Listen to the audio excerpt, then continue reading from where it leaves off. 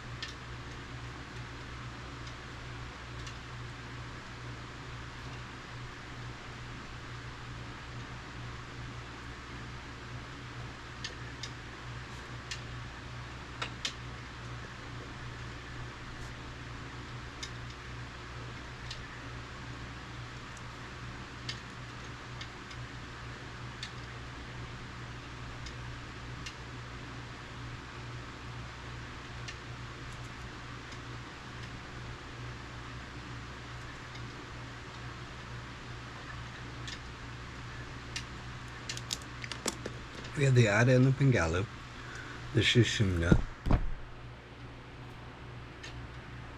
There's one pointedness of mind.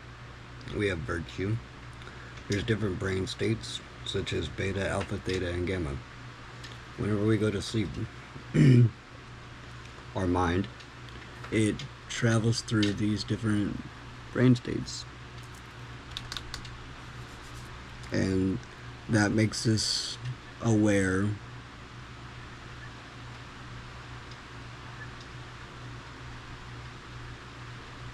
of different modalities of reality.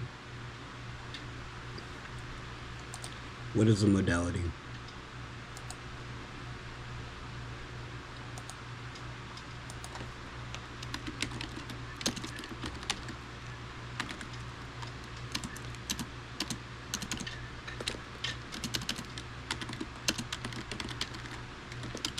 A modality, a particular mode in which something exists or is experienced or expressed.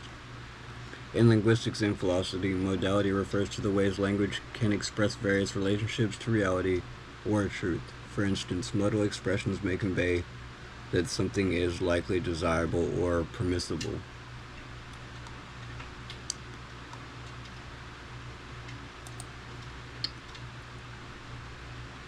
It's part of semantics. Refers to the ways language can express various relationships to reality or truth.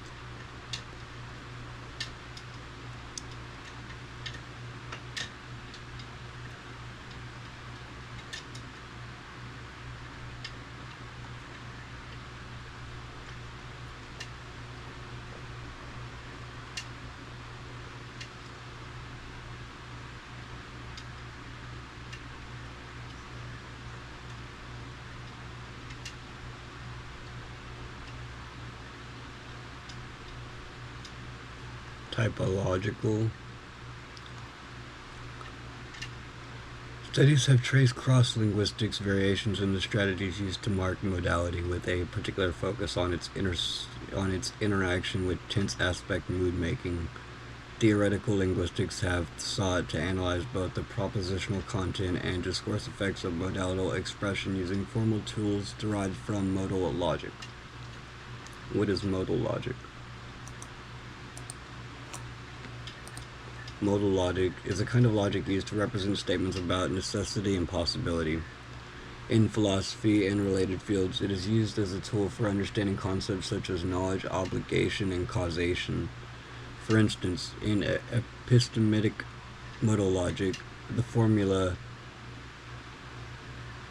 P can be used to represent the statement that P is known. In denotic modal logic, the same formula can represent that P is a moral obligation. Modal logic considers the inference that modal statements give rise to. For instance, most epistemic modal logics treat that the formula square P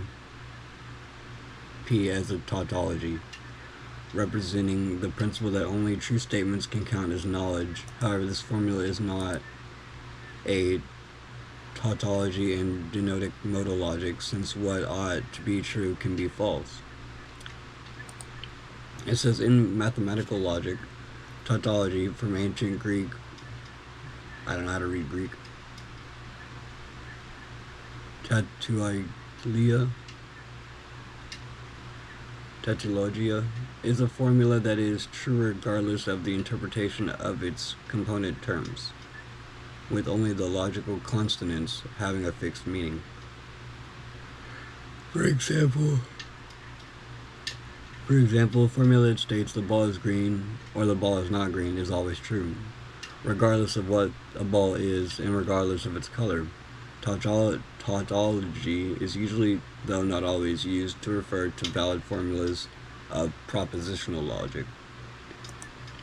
What is propositional logic? Propositional logic is a branch of logic. It is also called statement logic or sentiential calculus, propositional calculus, centennial logic, or sometimes zeroth order logic, Sometimes it is called first-order propositional logic, to contrast with System F.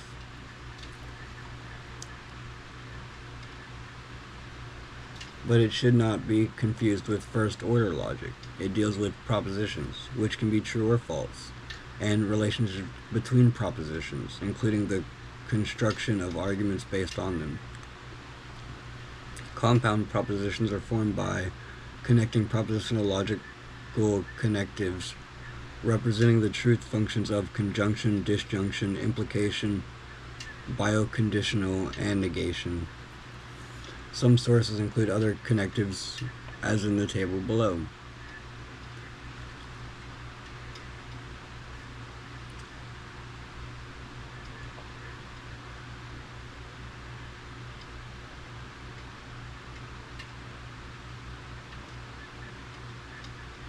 The most thoroughly researched branch of propositional logic is classical truth functional propositional logic, in which formulas are interpreted as having precisely one of two possible truth values: the truth value of true or the truth value of false.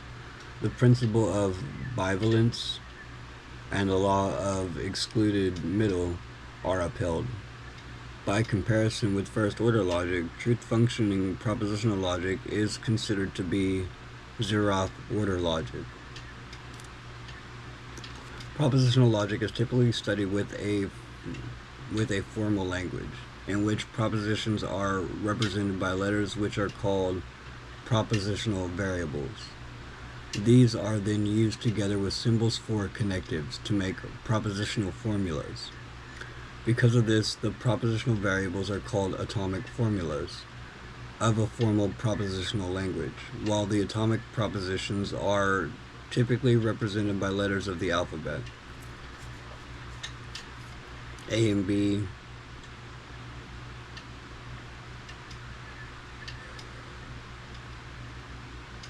while the propositions are typically represented by letters of the... I already read that. There is a variety of notations to represent the logical connectives. The following table shows the main notational variants for each of the connectives in propositional logic.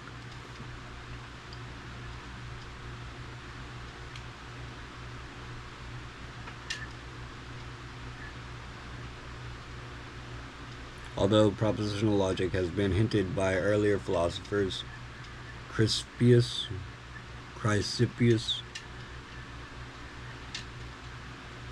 is often credited with developments of a deductive system for propositional logic as his main achievement in the 3rd century BCE, which was expressed by his successor, Stoics. Stoics is a school of Hellenistic philosophy that flourished in ancient Greece and Rome. The Stoics believed that the universe operated according to reason, i.e., by God, which is immersed in nature itself. Of all the schools of ancient philosophy, Stoicism made the greatest claim to be utterly systematic. Stoics proved a unified account of the world, constructed from ideals of logic, monistic physics, and naturalistic ethics. These three ideas constitute virtue, which is necessary for living a well-reasoned life, seeing as they are all parts of a logos, or philosophical discourse, which includes the mind's rational dialogue with itself. Monism attributes oneness or singleness to a concept such as to existence. Various kinds of monism can be distinguished. Priority monism states that all existing things go back to a source that is distinct from them, i.e. Neoplatonism. Everything is derived from the One. In this view, only the One is ontologically fundamental or prior to everything else. Existence monism posits that, strictly speaking, there exists only a single thing, the universe, which can only be artificially and arbitrarily divided into many things. That's why I always say a lot of our beliefs are arbitrary. Substance monism asserts that a variety of existing things can be explained in terms of a single reality or substance. Substance monism posits that only one kind of substance exists, although many things may be made up of this substance, matter, or mind. Dual aspect monism is the view that the mental and the physical are two aspects of or perspectives on the same substance. Neutral monism believes the fundamental nature of reality to be either mental or physical. In other words, it is neutral. There are two sorts of definitions for monism. The wide definition of philosophy is monistic if it postulates unity of the origin of all things. All existing things return to a source that is distinct from them. The restricted definition. This requires not only unity of origin, but also unity of substance and essence. Although the term monism is derived from Western philosophy to typify positions in the mind-body problem, it has also been used to typify religious traditions. In modern Hinduism, the term absolute monism has been applied to the Advaita Vedanta, though Philip Renard points out that this may be a Western interpretation bypassing the intuitive understanding of a non-dual reality. It is more generally characterized by scholars as a form of absolute non-dualism, which is why I love Advaita Vedanta, because it gets you past a lot of stuff. Material monism can be traced back to the pre-Socratic philosophers who sought to understand the arche, or basic principles of the universe, in terms of different material causes. These include Thales, who argued that the basis of everything was water, Anaximenes, who claimed it was air, or Heraclitus, who believed it to be fire. Later, Parmenides described the world as one, which could not change in any way.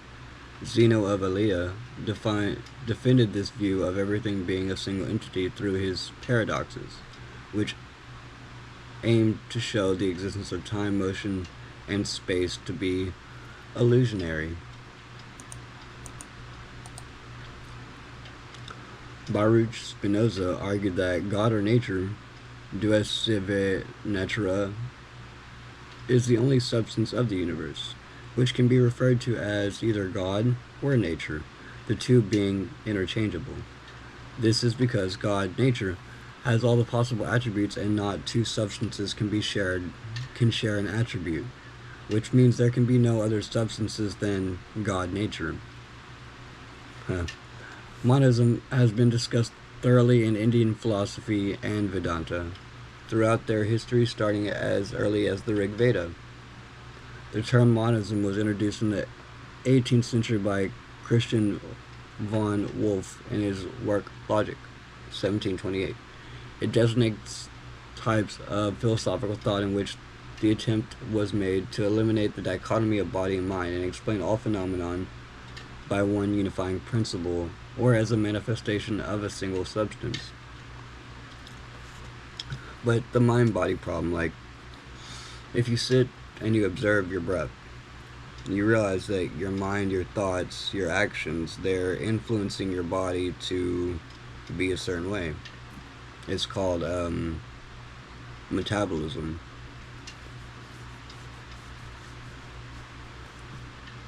Which metabolism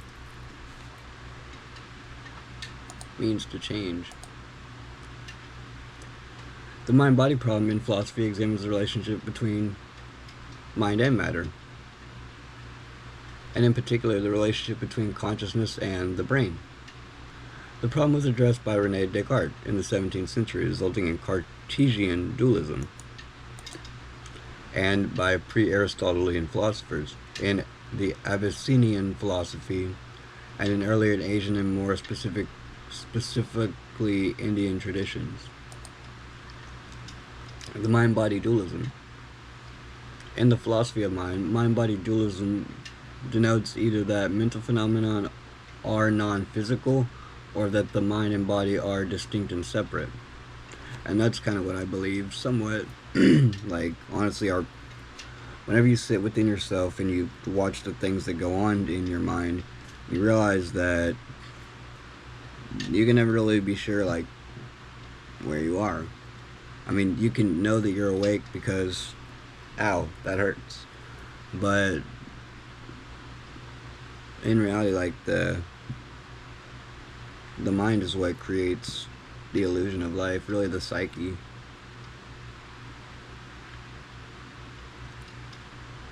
Thus, it encompasses a set of views about the relationship between mind and matter, as well as between subject and object, and is contrasted with other positions such as physicalism and inactivism in the mind-body problem. Aristotle shared Plato's view of multiple souls, and further elaborated a hierarchical arrangement corresponding to the distinct functions of plants, animals, and humans. A nutritive soul of growth and metabolism that all three share. A perspective soul of pain, pleasure, and desire that only humans and other animals share, and the faculty of reason that is unique to humans only. In this view, a soul is a hylomorphic form of variable organisms, wherein each level of the hierarchy formally supervenes upon the substance of the preceding level. For Aristotle, the first two souls, based on the body, perish when the living organism dies, whereas there remains an immortal and perpetual intellective part of mind. For Plato, however, the soul was not dependent on the physical body. He believed in metempsychosis, the migration of the soul to a new physical body, which I believe in that, because honestly, like, your form, it's always trying to take consciousness. Like, you're always trying to manifest yourself into reality. Our spirit, our soul is always trying to find its way back to right here, which is very odd. It has been considered a form of reductionism by some philosophers, since it enables the tendency to ignore very big groups of variables by its assumed association with the mind or body, and not for its real value when it comes to explaining or proceeding a studied phenomenon, which is why I shouldn't make claims about life if I don't know what I'm talking about. But in reality, I do know what I'm talking about, because, like, this is stuff that I've experienced. And honestly, whenever you meditate and you actually get into your own mind and you start to explore your consciousness, that starts to evolve you past your current state of understanding, because in reality, like, the world that you see, all the previous knowledge that you had, that's the illusion. Like, you think that you know, you always believe that you know, but in reality you don't know anything. And, like, the more that you sit with yourself and you experience time, the better that makes your life. Because, like, that's all we really have, is the time that we're given. Dualism is closely associated with the thought of René Descartes, who holds that the mind is a non-physical and therefore non-spatial substance. Descartes clearly identified the mind with consciousness and self-awareness, and distinguished this from the physical brain as the seat of intelligence, which also I believe, because, like, in reality, you're above your body, you're outside of your body, you project your consciousness into a body, and that gives you the experience of being in the world.